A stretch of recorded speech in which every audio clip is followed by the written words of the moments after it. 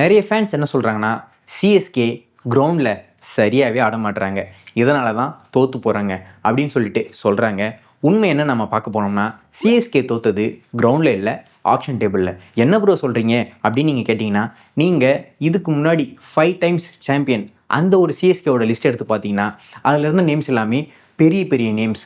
இதுக்கு முன்னாடி for example நாம் ரொம்ப முன்னாடி போனோன்னா மைக்கேல் ஹசி, ஆல்பி மோக்கல், இந்த மாதிரி பெரிய பெரிய நேம்ஸ். நடுவில் பார்த்தீங்கன்னா Faf du Plessis, Shane Watson, Brendon McCullum, இந்த மாதிரி பெரிய பெரிய பிளேயர்ஸ்லாம் இருந்தாங்க.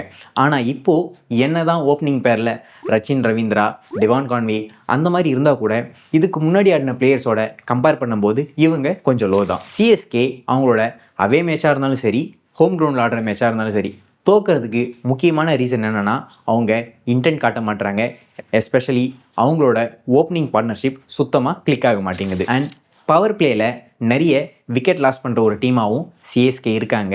பவர் பிளேயில் நிறைய ரன் ஸ்கோர் பண்ண முடியாமையும் சிஎஸ்கே தடுமாறுறாங்க. 2025 ஐபிஎல்லில் பவர் பிளேயில் ரொம்ப கம்மியான ரன் ரேட் வச்சுருக்க ஒரு டீம் எதுனா சிஎஸ்கே தான். சீசன் ஸ்டார்ட் ஆகிறதுக்கு முன்னாடி டாப் ஆர்டரை பொறுத்த வரைக்கும் ருத்துராஜ் கெய்க்வாட் இருக்கார்ப்பா, அவர் தான் டீமை லீட் பண்ண போகிறாரு, அவர் தான் மேட்சஸை வின் பண்ணி கொடுப்பாரு அப்படின்னு சிஎஸ்கே மேனேஜ்மெண்ட்டும் சரி, ஃபேன்ஸும் சரி ரொம்ப எதிர்பார்த்தாங்க.